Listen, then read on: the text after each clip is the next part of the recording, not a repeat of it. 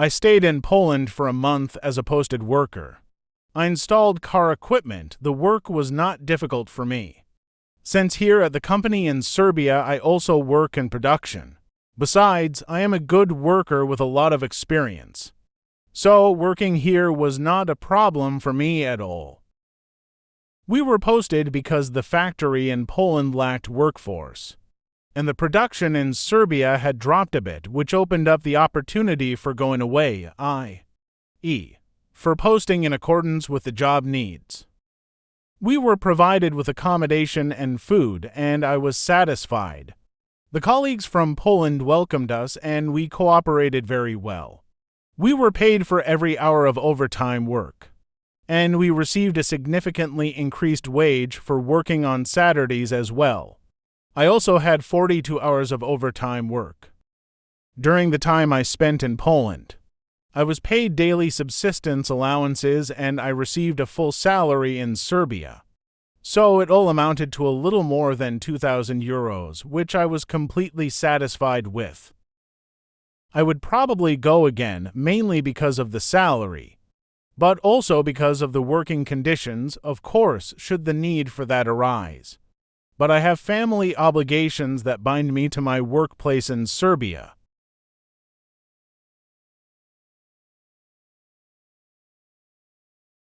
I worked in Romania on equipment and installation in Sibiu. I spent several weeks there. The intensity of the work was higher compared to the work at my company. Our breaks were shorter because the deadlines had to be met. In order to reduce the intensity and avoid the so-called material fatigue, which often leads to injuries at work, the union intervened, and after that both the intensity and the workload decreased, and we still met the deadlines.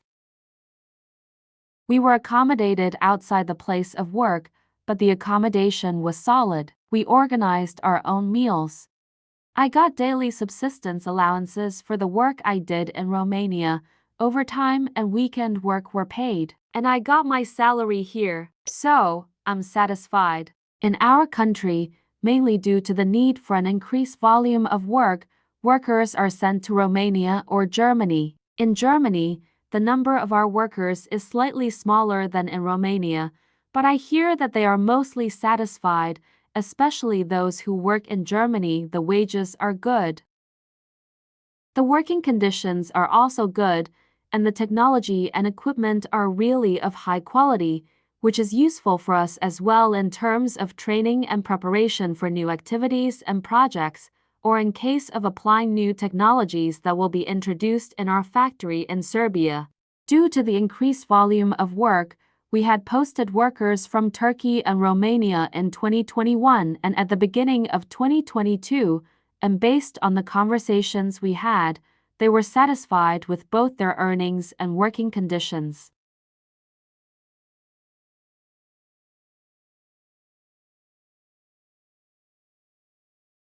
I worked in Romania 2 times. One time it was for a few weeks. I was there as a loaned employee due to an increased workload and I was not doing the work I usually do. But that was also a significant experience for me, because it was the first time that I was a posted worker abroad and because of the salary itself, which was significantly higher than here in Serbia. The second time, I spent 3 months undergoing the training held for a new project that the company in Serbia started implementing. I received daily subsistence allowances and 3 salaries at home which I would have otherwise received if I had worked in Serbia. And we were also paid for overtime work, especially work on Saturdays. I was completely satisfied with this because I received training. That is important for my job in Serbia, and the salary was really more than decent. Being separated from my family was compensated by a replenished family budget and the joy of being reunited. Since the place in Romania is small, most of the foreign workers are accommodated outside the place where the factory is located. Based on the conversations I had with some of my colleagues, they are also satisfied because the salary is higher than the salary at home. The conditions are good. The intensity of work is a little higher, but in principle everything is paid, and you learn and train for a new job. For those traveling to work, transportation was provided, and the only inconvenience was if they traveled for a long time due to traffic jams or congestions.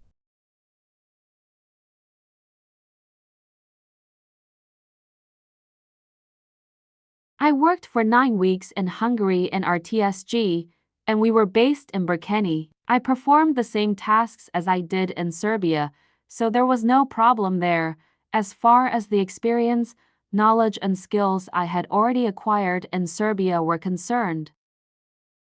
My colleagues and I were posted due to the work need, but we had not been actually fully informed about the working conditions or the law under which we were sent. Obviously, we were not posted based on the law on conditions for posting employees to temporary work abroad, because we actually did not receive the minimum wage in Hungary, but rather some other salary. We were not satisfied with the wages. We were getting wages for qualified workers in Hungary, a little over 700 euros for my job. We do not actually know if that is the minimum wage or something similar.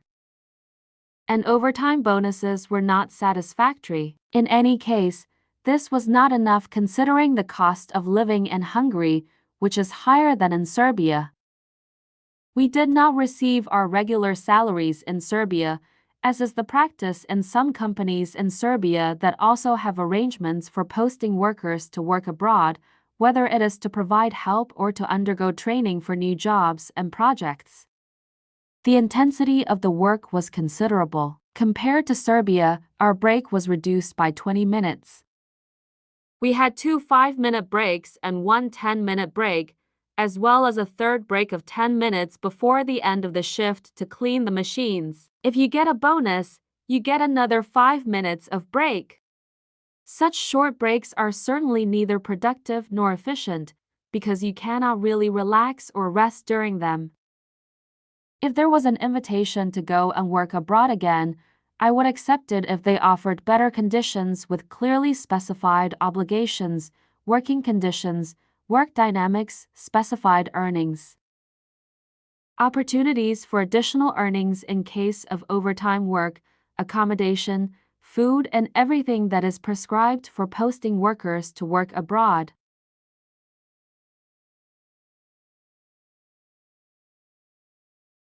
Well, that was a wonderful experience. I have very fond memories of working in Poland. The first day, contracts, determining all conditions. Ways of working, learning about the products we will deal with. That was really the first positive impulse we received from the employer.